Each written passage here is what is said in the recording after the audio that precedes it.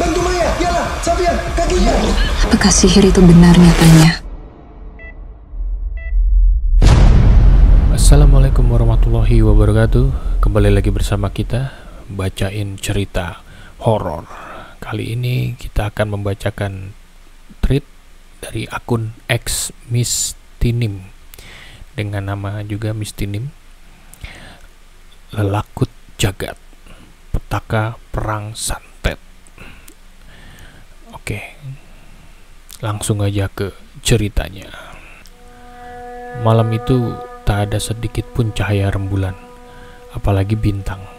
Ditambah dengan suasana yang sunyi senyap yang membuatku semakin penasaran. Ada apa gerangan? Aku merasa malam itu berbeda dari malam-malam sebelumnya. Kulirik jendela dengan korden yang belum tertutup sempurna. Tampaklah semburat cahaya orange kekuningan yang menyorot dari kejauhan. Diikuti pula suara gerutuan orang-orang semakin mendekat, melintas di halaman rumahku. Listrik memang mati semua, satu desa, kata salah seorang di antara mereka. Entah mengapa rasa penasaranku tergugah. Aku mendekati sembari menyadarkan diri pada dinding dekat jendela. Kubuka sedikit korden yang menutupnya. Ternyata orang-orang itu masih berdiri di sana. Gelagat mereka bertanya-tanya. Dari senter yang mereka genggam, tampaklah remang-remang wajah mereka yang ketakutan. Alis yang menukik tajam, bibir yang tertekuk dalam, mata mereka menghambur ke sembarang arah. Kemudian tak lama salah seorang mengulurkan jari yang mengarah ke rumahku. Bukan ulah mereka kan? Suara itu terdengar berat. Ia kemudian bertanya, sehingga menimbulkan kecurigaan kepada orang-orang lain. Sontak cahaya senter itu mengarah serentak, menyoroti rumahku yang sepenuhnya gelap karena pemadaman listrik. Sedangkan orang tuaku sengaja tak menyalakan lilin atau lampu emergensi. Mati aku. Degup jantungku mulai tak beraturan. Sementara orang-orang itu mulai mendekat, hendak menghampiri. Sorakan mereka pun mulai terdengar. Keluar! Apalagi yang kalian lakukan? Mau kirim santet ke siapa lagi? Duk, duk, duk. Tak lama, bapakku pun tiba.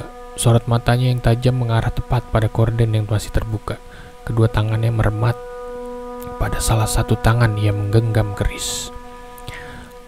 Apa yang terjadi di luar? Tanya bapak dengan nada datar.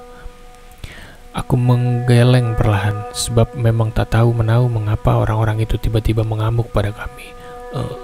Enggak tahu, tiba-tiba mereka ngamuk. Woi, itu mereka ngintip di jendela. Cahaya senter diarahkan padaku.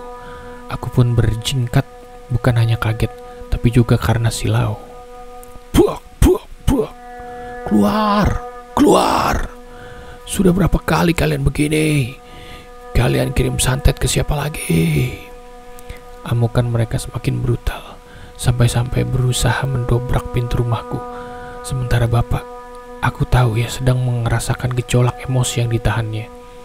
Rambut panjang bapak terurai, menutupi separuh wajahnya, tapi masih tampak bagaimana ia berkomat kamit. Bukan sekali dua kali warga mengamuk kepada kami. Pasalnya selalu sama. Pemadaman listrik yang terjadi mereka kaitkan dengan perlakuan kedua orang tuaku. Buak, buak, buak. Sejujurnya aku begitu ketakutan tiap kali mereka bertindak demikian. Namun, aku tak punya kendali apapun. Warga dengan emosinya yang tak akan mereda. Begitu pula orang tuaku yang belum kapok sebelum keinginannya terwujud. Di sisi lain, keinginan mereka bertolak belakang denganku. Sudah ibu bilang kan, jangan macem-macem kalau nggak mau bapak dan ibu melakukan ini lagi. Tak lama terdengar pekik ibu dari suatu ruangan. Kemudian ia hadir di samping bapak. Sontak berbau minyak wangi mengeluar. Kian ibu mendekat. Ini yang terakhir. Ibu ingatkan sekali lagi, putuskan hubunganmu dengan Kia. Tuding ibu mengarah padaku. Kemudian dengan lantang ia berteriak, pergi kalian. tanpa membuka pintu rumah yang sedari tadi masih berusaha didobrak oleh warga. "Keluar kalian, kami sudah muak." Keadaan semakin kacau. Bapak sudah mengangkat keris yang digenggamnya tanpa takut sedikit pun. Ia keluar, membiarkan seluruh amukan warga muntah di hadapannya. "Buah, apa yang kalian mau?" tanya Bapak. Ketika pintu benar-benar dibuka, angin kencang segera menyambut membaur dengan keadaan malam yang bertambah mencekam. Tepat pukul 23.00, amukan warga itu membisu. Emosi mereka serentak meredup di hadapan Bapak yang sudah menodong keris.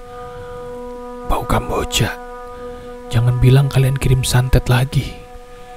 Tapak senyum simpul Bapak di hadapan para warga. Tak lama pandangan mata Bapak mengarah pada ibu yang masih berdiri seraya berkomat kamit di dalam. "Silakan masuk, kita bicarakan dulu baik-baik." Tiba-tiba ibu membuka suara. Setelah ku tahu maksud ibu, hampiri tempat di mana Bapak berdiri. "Jangan, mending kalian pergi. Jangan ikut campur urusan kami." Sekuat tenaga aku menahan salah seorang dari mereka yang terhipnotis perintah ibu.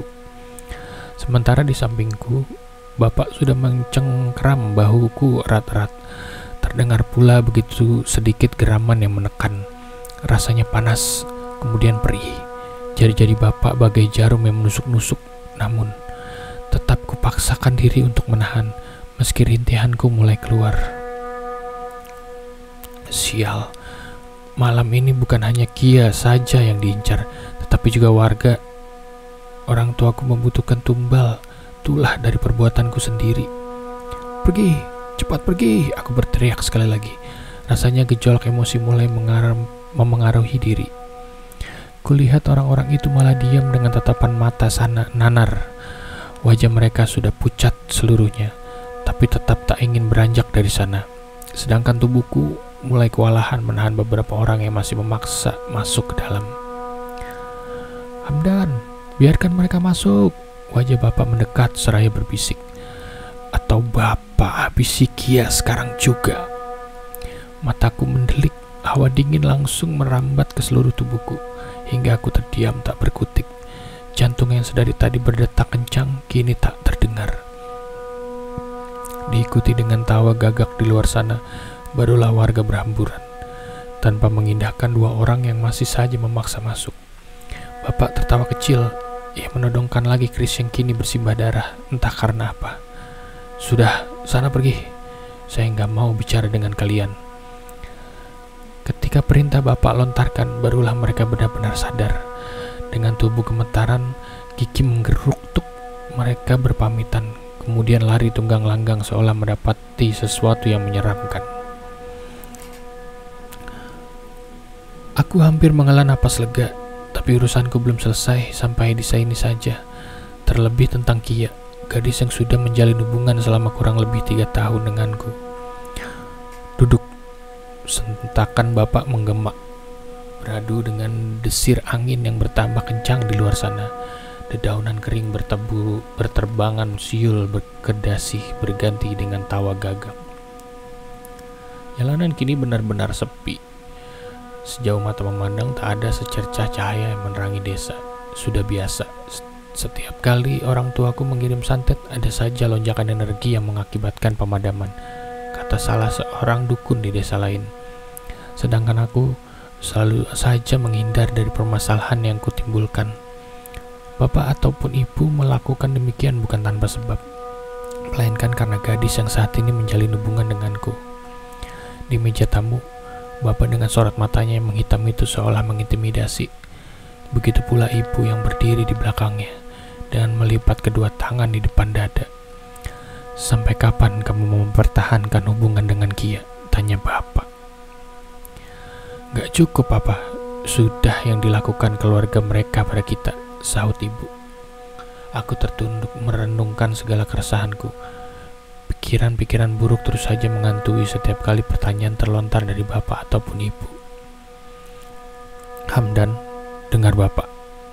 Bapak ini bukan tanpa sebab, bukan tanpa alasan, Hamdan." "Ya," Hamdan tahu, jawabku lesu. "Kalau kamu tahu kenapa masih meneruskan hubungan dengan Kia, lagi dan lagi nama Kia disebut dalam perbincangan kami. Kali ini aku mendongak, ku tatap dengan lekat mata bapak. Hubungan Hamdan dan Kia sudah 3 tahun, Pak. Hamdan mau serius dengan Kia tanpa campur tangan bapak dan ibu, kataku terus terang. Namun malah tawa kencang yang kuterima. Hamdan, kalian itu gak bakal bisa bersama. Bapak yakin. Mau usaha keras bagaimanapun, urusanmu bukan cuma dengan Kia, tapi dengan orang tuanya juga, ibu menambahkan. Mau sampai kapan, Hamdan? Sampai lihat bapak dan ibumu mati di tangan orang tua pacarmu sendiri. Bapak ada benarnya. Sekalipun kupaksakan hubunganku dengan Kia akan jadi masalah besar karena harus berurusan dengan orang tuanya juga. Apalagi bukan sekali 2 kali hal ini terjadi. Sudah sejak awal, semenjak bapak dan ibu tahu usaha orang tua Kia. Pokoknya ini yang terakhir. Dan ingat, beberapa bulan lalu ibu hampir dibuat mati sama mereka. Sebuah kilas balik terlintas di kepalaku. Aku ingat betul, hari itu tiada angin maupun hujan. Ibu dibuat kewalahan sebab kiriman santet yang tak berkesudahan. Entah dari siapa datangnya. Bahkan sudah sejak bermalam-malam sebelumnya. Kami diserang dari segala sisi, bukan hanya ibu saja, tetapi aku juga nyaris mati dibuatnya. Di tengah malam tiba-tiba saja terdengar bunyi ledakan dahsyat, diikuti pula dengan hawa-hawa mencekam setelahnya. Kudengar ibu meronta-ronta dari ruang tempat ia melakukan sebuah ritual. Tak lama setelahnya, giliran ayah yang menjerit kesakitan. Kususuli mereka yang tampaknya belum beranjak pergi. Mereka masih ada di dalam ruangan tersebut dengan kepulan asap yang keluar dari celah pintu. Lantas ketika kubuka, tampaklah ibu yang terkapar lemas di lantai. Perut yang mendadak membesar. Tak selang lama kempes secara tiba-tiba. Kemudian dari sela-sela kakinya bersimbah darah. Sakit. Masih teringat bagaimana jerit kencang ibu di tengah malam menahan sakit. Kala itu ia tampak seperti orang yang tengah merenggang nyawa. Ia terus saja meronta, meminta pertolongan karena sakit yang tidak berangsur hilang, hingga kami nyaris kehilangan nyawa. Setelah kami tahu, ternyata sebab sakit ibu karena ulah santet yang dikirim kepada kami.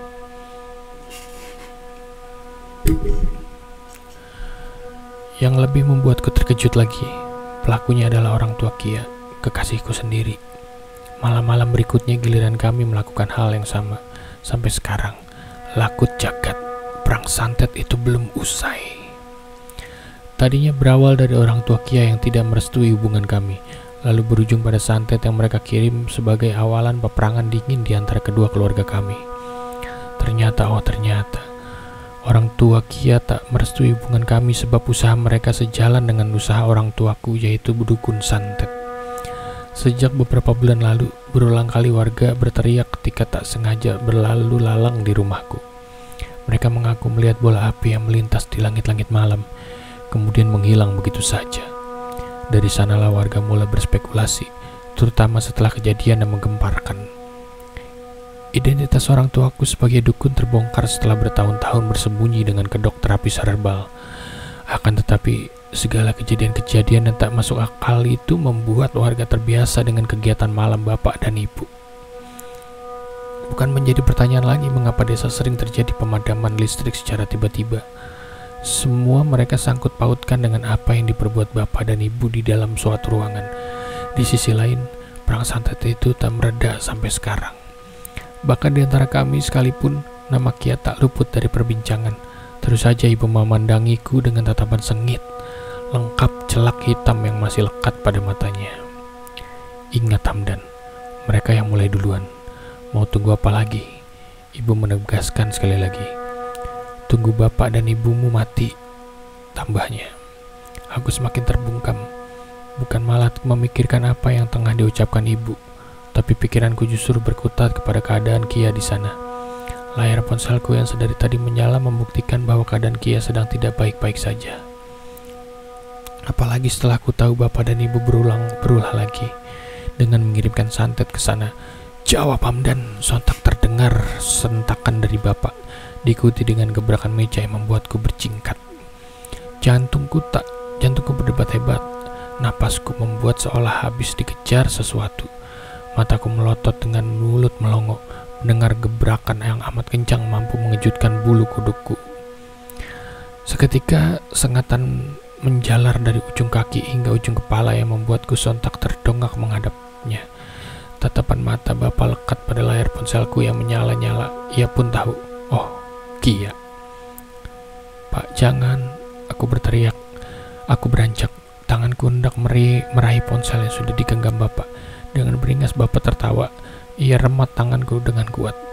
Makanya kalau dibilangin orang tua jangan bandel. Biar aja mereka merasakan apa yang bapak dan ibu rasakan. Tegas bapak membuatku semakin kelabakan. Lepas. Terus saja aku mencoba melepaskan rematan tangan bapak yang semakin kencang. Sementara ibu hanya menatap tanpa bertindak sesuatu, seolah ia tengah menonton pertandingan menarik malam itu. Jangan, Kia, bapak. Boleh melencangkan orang tuanya, tapi jangan Kia. Jangan, Kia. Tepat ketika sekali lagi panggilan masuk dari Kia diangkat oleh bapak, terdengar jeritan serta tangis gadis itu di seberang sana. Hamdan, apalagi maumu? Bapak mati, Hamdan. Bapak mati. Diikuti dengan tangis sesegukan, terdengar pula suara dengkuran seseorang di sela-sela tangis Kia, entah dari bapaknya atau dari ibunya.